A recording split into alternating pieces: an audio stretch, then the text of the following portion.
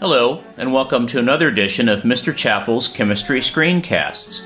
Today we're going to learn about the trends of the periodic table. What you'll learn today is how to predict the relative order of elements in electronegativity, atomic radius, and first ionization energy. Now there is one thing you're going to need. You're going to need the trends of the periodic table worksheet, and this is the one that we filled out in class. If you need an extra copy, you can get one off the Moodle site. Let's go ahead and get started. Well, here we have our periodic table, and our first question is to circle the element with the larger electronegativity. And let's do three problems. Let's do boron versus fluorine, carbon versus silicon, aluminum versus nitrogen. Now, the trend for electronegativity is to increase as you go from left to right on the periodic table, and you notice it doesn't get quite as far as the noble gases because they don't have any electronegativity values assigned to them. And the trend is also to increase in electronegativity as you go from the bottom of the periodic table to the top.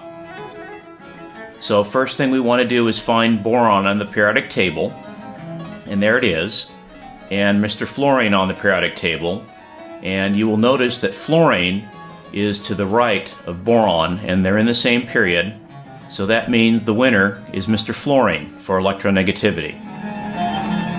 Next we want to find carbon, which is right here, and silicon, which is just below it, and the trend in electronegativity is to increase as you go from the bottom to the top. So carbon is above silicon, so that means it's the winner. And lastly, we want to take a look at aluminum versus nitrogen. And this one's pretty easy because, well, nitrogen is to the right of aluminum, so that means that its electronegativity value should be higher. And it's also above, so it's winning on both counts. So the winner is Mr. Nitrogen.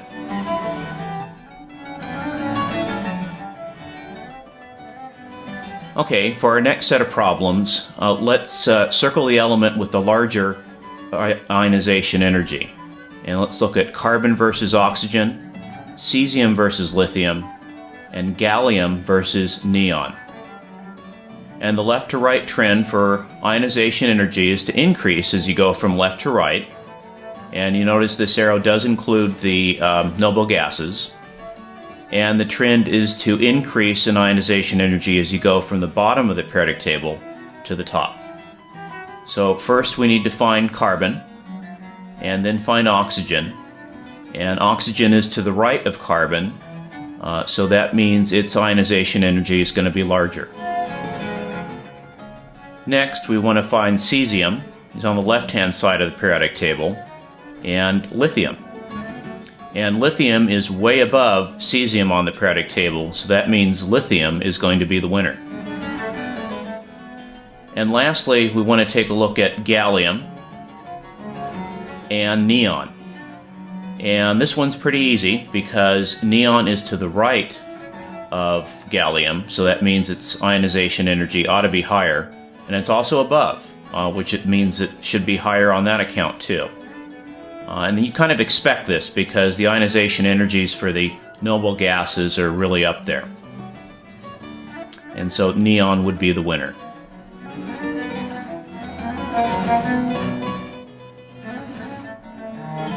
Okay, for the last set of problems, let's take a look at atomic radius.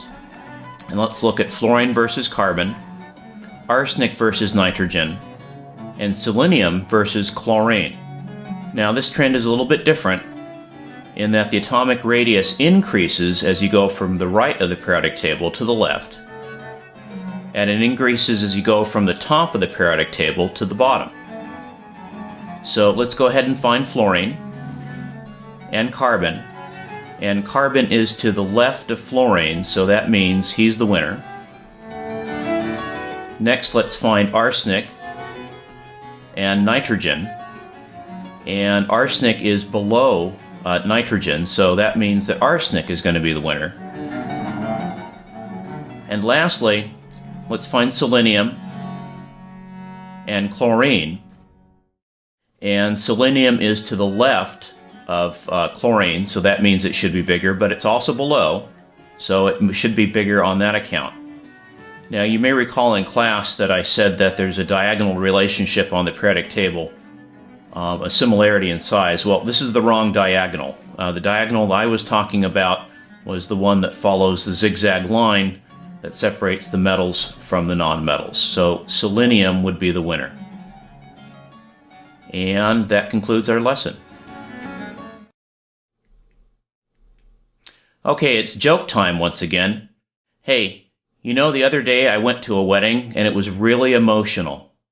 Even the cake was in tears.